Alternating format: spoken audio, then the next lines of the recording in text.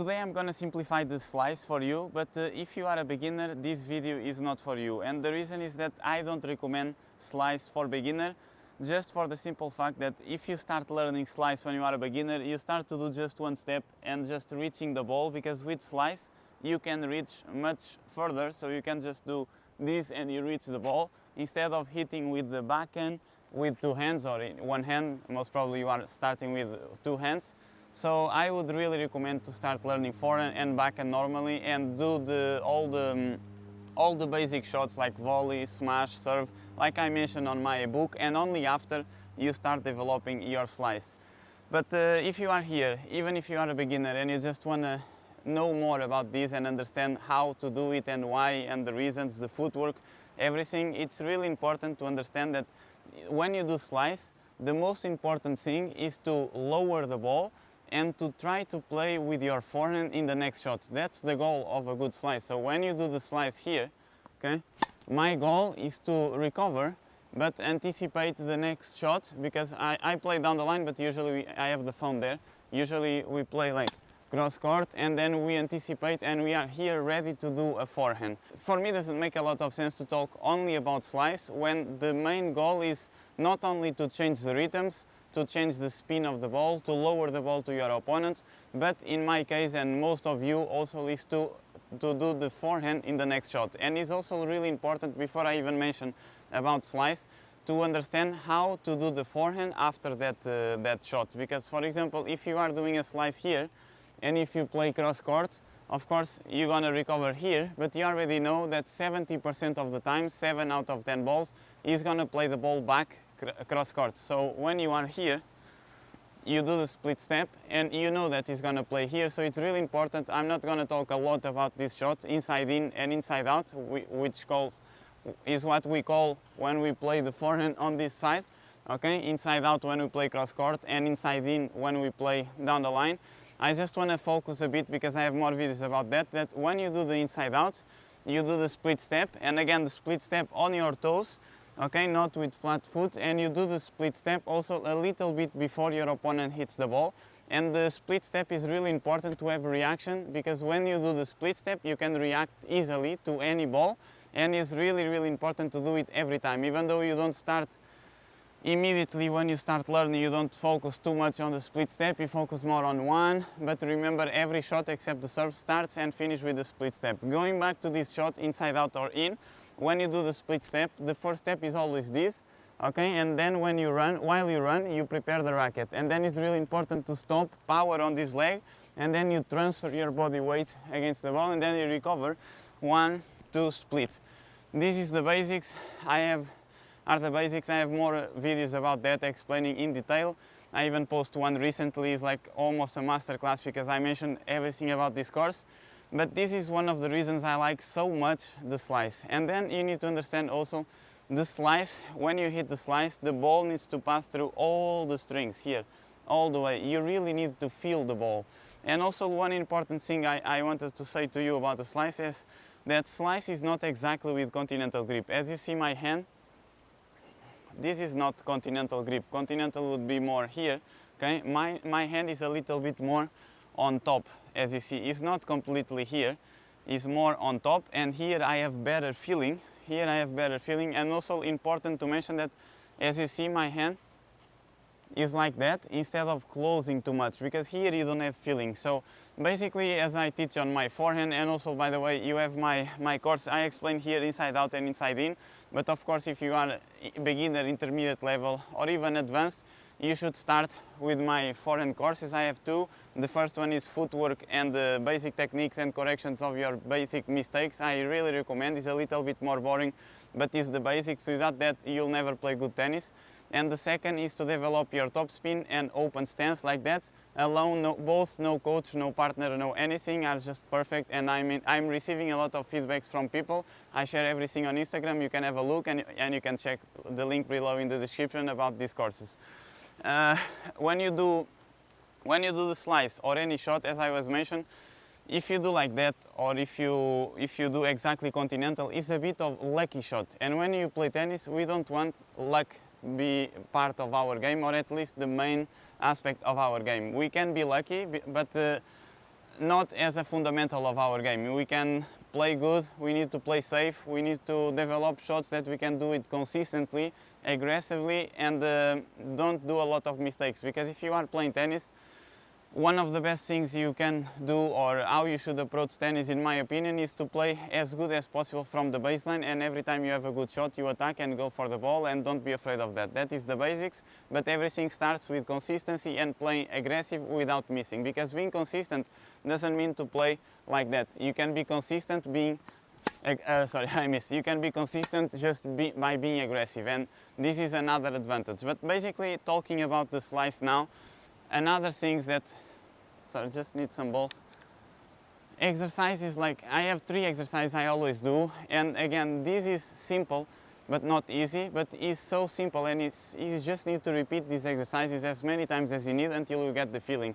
If you are a beginner, remember your grip, your hand a little bit more on top, and just try to get the feeling of playing and getting the ball coming back. You see, for example, I'm playing like that. You can play alone even before your practice, and this exercise, it will help you not only to improve your slice but every other shot, because better and more feelings you have in tennis, better you will play overall, because you get more confidence, you get more used to the racket. So this is really important. Do it a lot of times. Even when you are good, it's fun. Then you can add, as you will see, more exercise on that.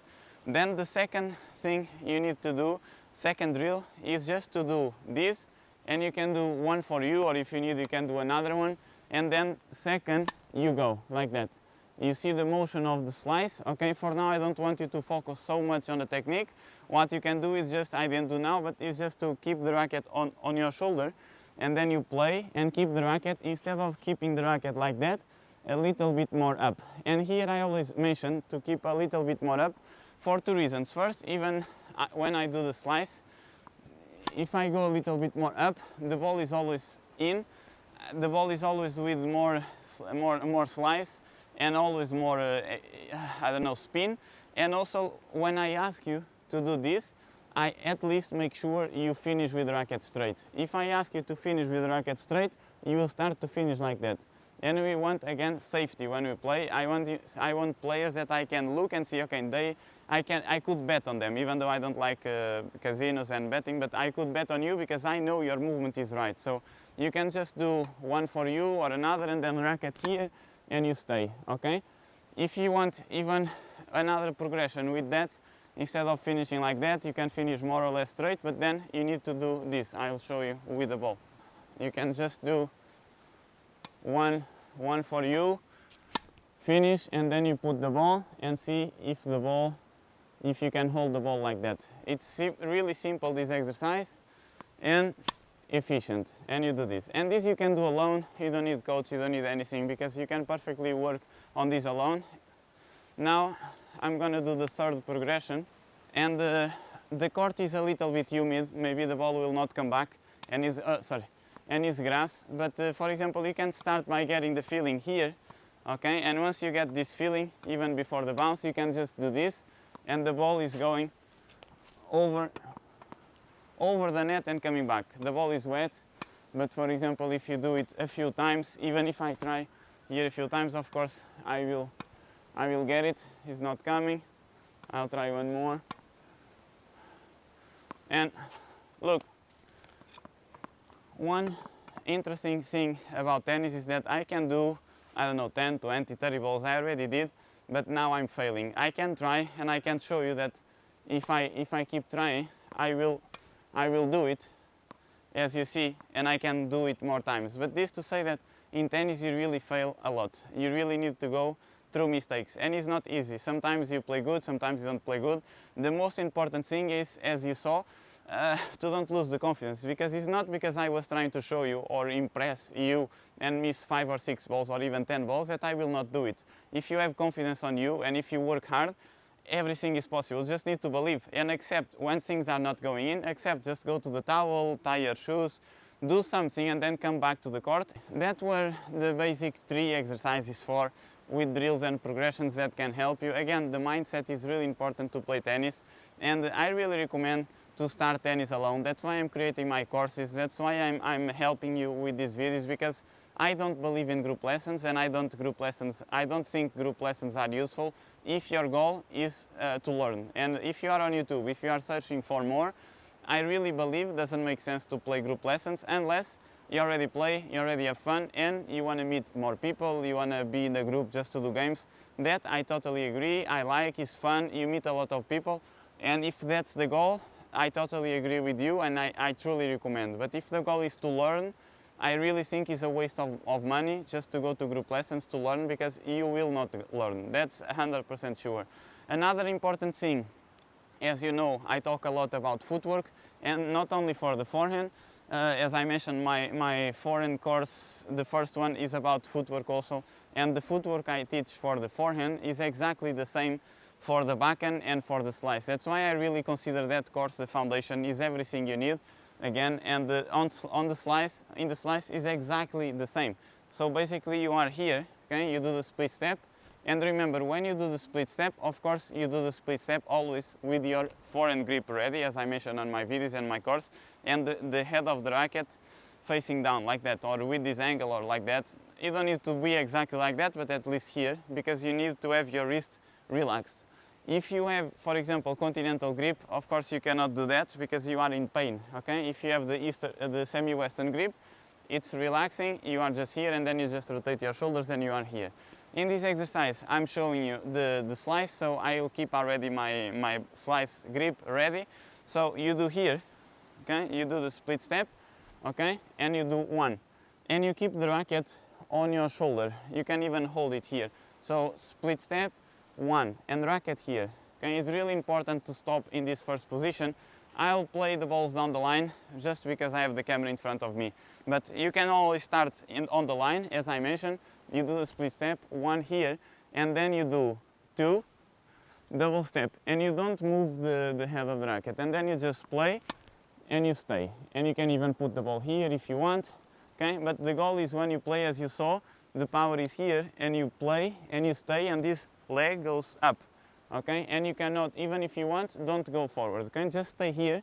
Okay, and this hand, this goes forward and this back. Okay, this is like more energy creating to the ball without you spending more. So again, one, two, double step, play and stay. Then once you do this, and especially if you did the course one and if you watch my videos, of course you have more progressions. I'm telling you already the last one, because if you really start, I'm not going to mention all, but if you really start, you just need to do one, two, play and stay, get used to this. I already did the last progression. If you are more advanced, if you already know that, you can start learning with the recovering. One, two, double step, lower, you play and go, and then you recover. One, two, split. Again, while you recover, as you mentioned, you need to keep looking at the ball, okay, and never looking at the middle, because one of your mistakes is you are doing this and you always recovering looking there, and then you will get the ball here.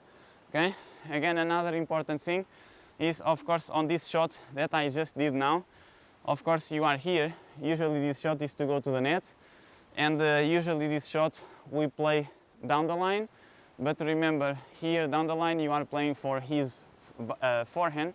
So it's really important to be careful on this shot. If you really want to make the shot to his forehand, and if you really lower the ball, it's okay, but players like me, we are really good doing this. So even though the theory says to play down the line, I would go cross court and just recover here and try to play the forehand in the other side. Okay? Another important footwork for this slice is to move to the side. And again, you go to the line, you still do one, and then you go, you stop, one, two, and then you recover. One, two, split. Okay, this is the final progression. Of course, if you are doing alone, you can feed balls yourself, and never feed balls too close to you, because also the slice, you need to play a little bit more on your side to use your body weight, because if the ball is also too close, you can hit backhand. Okay, so you can, for example, on the line, you can feed the ball, and you can go, okay, and then you recover. One, two, split. This recovering is really important, one, two, split. And if you are close to the middle, you do smaller. Okay, if you are too close, of course, you just do one split step. But if you are far, you need to increase a little bit the size of the steps. One, two, split, and you need to recover fast. because you don't want to be late to the next shot. You only start the next shot well if you finish the previous one well as well. And this is really, really important to dominate this, because moving well on court is halfway to win more, to be more competitive, and to enjoy more tennis. Also, remember, when you do the slice, it's really important to understand that you need to learn here, because you have the reference. Okay, and it's really important to have references when you learn tennis. It's not just by doing something strange. You have parts of your movement that you should stop, and it will help you alone to recognize, okay, this is good. Here, this is not good for you in the beginning, even though I do like that many times. But in the beginning, always stop the racket here and keep your hand. I like to keep it this way, here. So I hold it like that, or even my finger a little bit more like this. I hold it here, and from here I go. It's much easier, and it's the best way to learn tennis. Here, the slice, sorry. Here, and then remember, instead of finishing like that, going a little bit more up. Okay, because like that you make sure at least you are here, and if I ask you to finish that, you go down. Again, I repeat, because this is really repetitive. It's just for you to understand. You need to understand the basics first. Then you need to accept that even though you learn like that, then you have many options when you do the slice. Sometimes you prepare, if the ball is too low, you are here, and the head of the racket is here, as you see, okay, because the ball is also low and you need to be low, and doesn't make sense to go here if the ball is here, okay? Unless the ball is really, really super low and you want to go like that, because you want to play the ball like this with this spin, okay? So if you want to do that shot, of course you can do here and do like that, okay? But if you want to do a slice that the ball goes fast and deep and hits the ground, the floor, and goes even faster and forward, you need to do here and just play. Okay, this is an amazing shot, and even this shot goes like that, but not too much, but goes a little bit. Okay, and then understand that sometimes you just hit the slice like that, sometimes you go like this, okay, sometimes you go here. It's never the same. The most important thing is to understand that the feeling is really important. You really need to feel this, and then you really need to learn the basics, that is to have the racket here, and then all the other movements, it comes with experience. I never learned the slice like that. I actually don't even remember how I learned the slice, but I think the slice was a need for me, because I was always playing with older players, because I didn't have anyone to practice, so I always played with older players until 16, then they all give up and I was alone. I didn't have anyone to practice. That was one of the biggest problems. When I was 16, I was practicing with 11 years old kids, so that's why I also didn't progress a lot after that, was sad. And then I reached #1 under 18 when I was in Portugal when I was 17, and after that year and the year after, the first year of college, I didn't play much because I lost actual motivation, not only because I reached my goals, that was to be #1 all ages. Of course, I started under 12, so it was under 14, 16 and 18. I did that, I reached my goals of getting over 100 trophies, and then I lost motivation because I didn't have anyone to practice. I wish I could go back on time, but I don't regret, because I think my path was also interesting and I can always come back to play if this community starts to grow.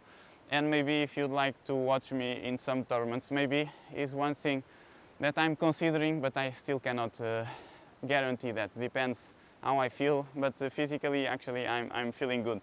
I mentioned a lot of things about the slice. Also, again, 85% of you are still not subscribed to this channel. So first I want to say thank you for being here and for watching this channel, commenting.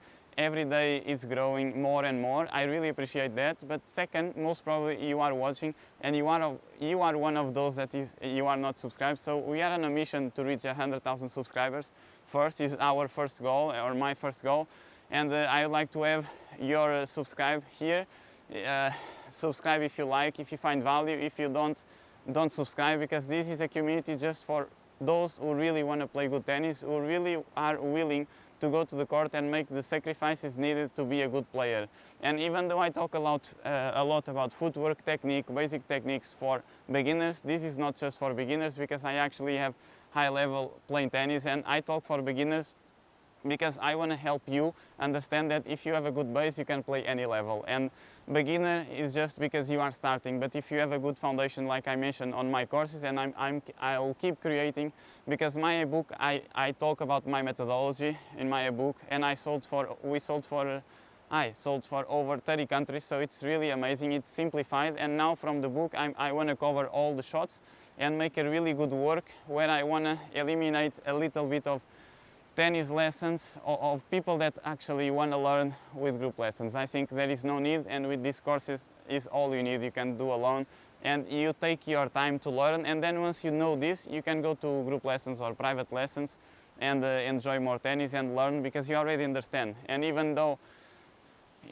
I'm not on court with you, you can always take your phone and be with me all the time, and plus you can watch these videos and the courses every time, so it's really good for you, in my opinion. I wish I had myself when I was younger. I always tried to find these solutions, but I couldn't. And basically I want to finish saying that even though I talk a lot about fitness, about footwork and technique and basics, tennis is a lot about physical condition, like the fitness, and also the mental part. So I really hope you understand this. I really hope you can work hard. And let me know if you have any doubt. If this video was helpful, I tried to do a little bit different, because I always talk a lot about forehand, and the reason is because I believe forehand is the most important shot for everyone that is watching videos online, and everyone that is watching videos, especially here on YouTube, because forehand is the only shot that alone will help you to win not only matches but tournaments, even if you serve underarm. Okay, and that's the reason why I talk so much, and why I want to help you, to change to the semi-western grip. And my job is to help you believe that it's possible to play good tennis, help you believe that if I can play this level, you can also do. Just you need to practice the same amount of hours as I did, and you need to accept the millions of balls of mistakes that you want to do, that I did and that I accepted, as you saw in the other exercise. So I hope you enjoy. Like this video. If you didn't like now, a reminder for you, comment what was your best part, and I'll see you in the next video. Thank you.